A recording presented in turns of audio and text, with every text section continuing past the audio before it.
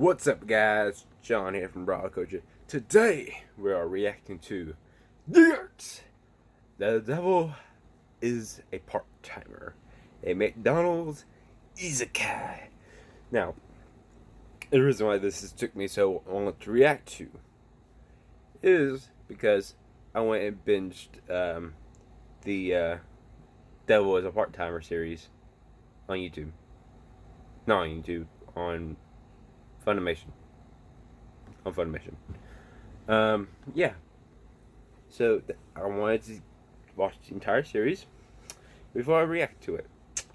Now I've seen the entire series. I want to react to this, and it should be good. Hopefully, anyways.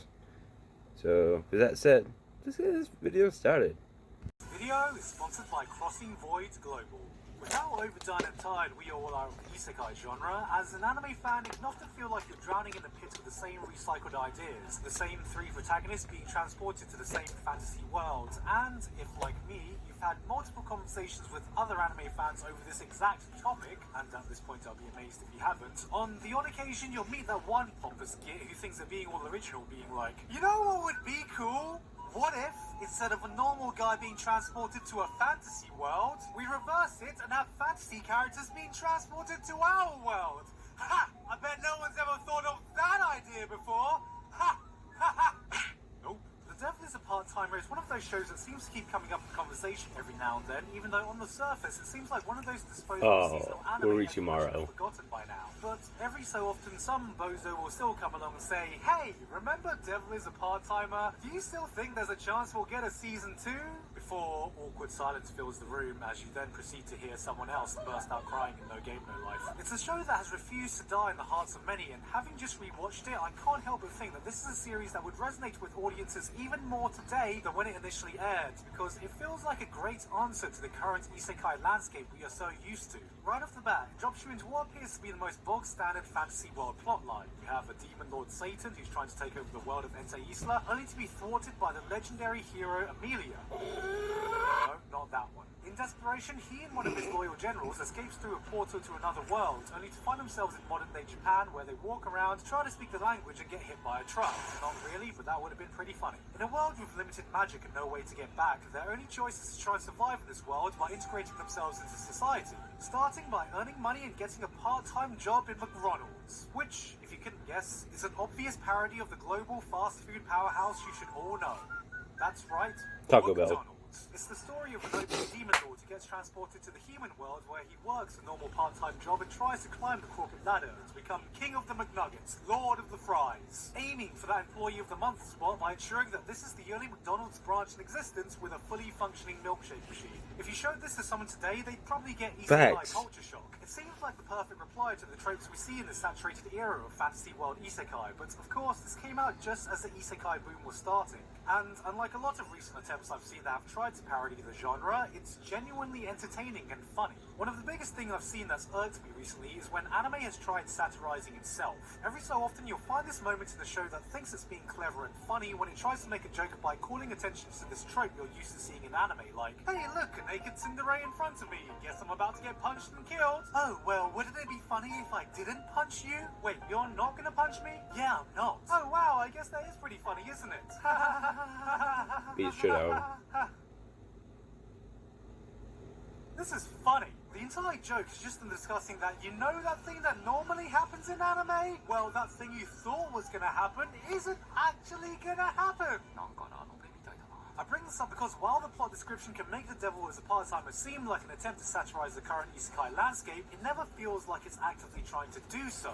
Because it's true. not. This is a 6-year-old show that came out before there was established Tropes 2 parody, yet viewing it today, it ironically does a better job at subverting these cliches than 90% of these so-called funny meta moments that actively make an effort to do so.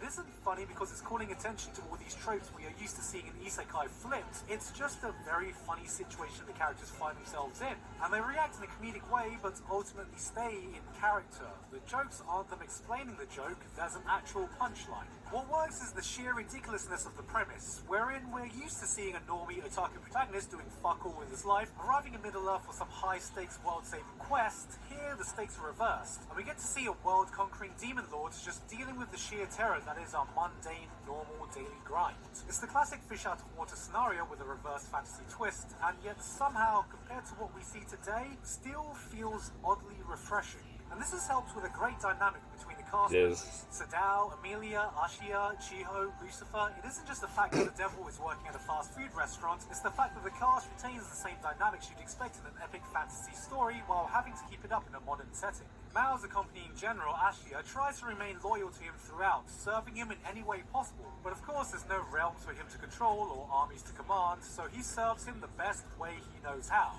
as a stay-at-home housewife. Then there's Amelia, who has to deal with the internal conflict of finally confronting the all-powerful demon lord she spent her entire life fighting, only to find that he's actually a normal, hard-working guy, unsure if he'll one day turn again, and has to maintain her world-saving hero status while holding a telesales job. It's a balance that just gives the cast some great chemistry when it comes to the comedy without making anything feel forced. Like, a lot of people may see Amelia as your typical tsundere, but given the context, it does make sense why her attitude towards Mao is so cold. And also, I like tsunderes. I don't know why I said that. I didn't really have anything else to add to that point. Speaking of Amelia, she herself is a playable character in today's sponsor, Crossing Void Global, and I just wanted to take a second to talk about that. Crossing Void Global is an all-star turn-based RPG with characters from over 25 anime franchises, including Devil is a Part-Timer, Index, Durarara, Toradora, Spice Wolf, Orimo, SAO, and more. Yes, you can collect all your best boys and girls and upgrade them to do battle. So, you know what that means. Use all the original character moves you are familiar with, including Makoto's all-famous railgun, Kirito's starburst stream, and then here's Shizuo just casually firing a vending machine. You can also mix and match characters from different franchises in battle to get their own unique cross skills, and it also includes an original storyline that crosses over with all the multiple franchises. And yes, of course, if you show your dedication to your best girl by upgrading her, you can unlock exclusive illustrations and emotes. To celebrate the release of Crossing Void Global, Alice from SAO will be making her debut. And also, if you download it now, you can get any S-tier character of your own choice for absolutely free. Also, Crossing Void's Facebook and Twitter pages are holding regular events, so follow their pages for the latest updates and events. If this sounds like something for you, click the link below to download it on iOS or Android.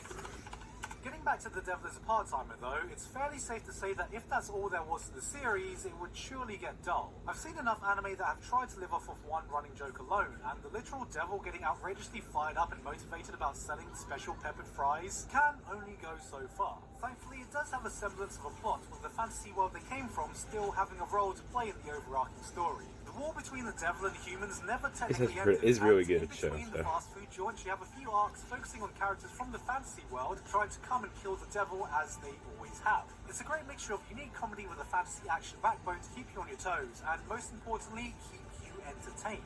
Having events interspersed with greater consequence not only makes the show more interesting, but allows the characters to grow and evolve as the series goes on. Of course, while I am throwing a lot of praise, if there was one big downside to this series, it's that there isn't really much more to say about it. It was a nice little fun series that said its piece then ended, and by ended, what I mean is that it didn't really end, it just woke up the next day, snuck out while you were still sleeping, and didn't even leave a number for you to contact it by. While I enjoyed the series, there's nothing I can really point to say, wow, this was really amazing. But most of that is because it didn't really have the time to properly hit its stride or establish itself. Just as you feel the plot starts progressing and the characters have a chance to develop, the curtains close and an announcement comes on saying, "Alright, that's all folks, show's over, you can fuck off home now." more of the story. Security, can someone shoot that man, please?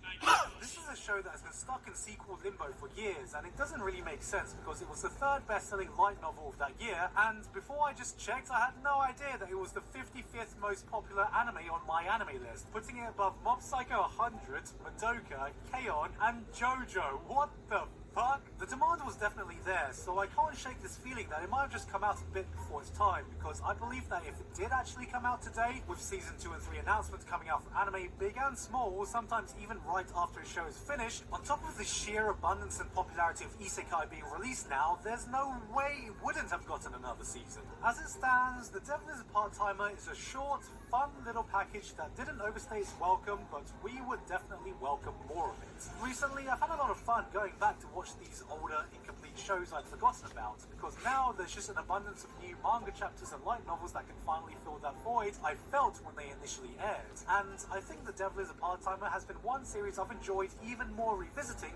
than when I first watched it. Back when this first aired, I kind of just took it at face value as this entertaining little fantasy show. I don't think I'd even heard of the word isekai back then, and apparently I now have to say it every other sentence by law, which is why I think it's a show I can appreciate even more now, and right now I can definitely recommend this as the perfect time to go revisit it. And if you've never seen it before, well, that's all the more reason to, because I think it says a lot about the current environment when I can say to you, hey, want a genuinely fun twist on the isekai genre that feels way more original than 90% of the attempts coming out now? Here's this half-decade-old anime. It's true.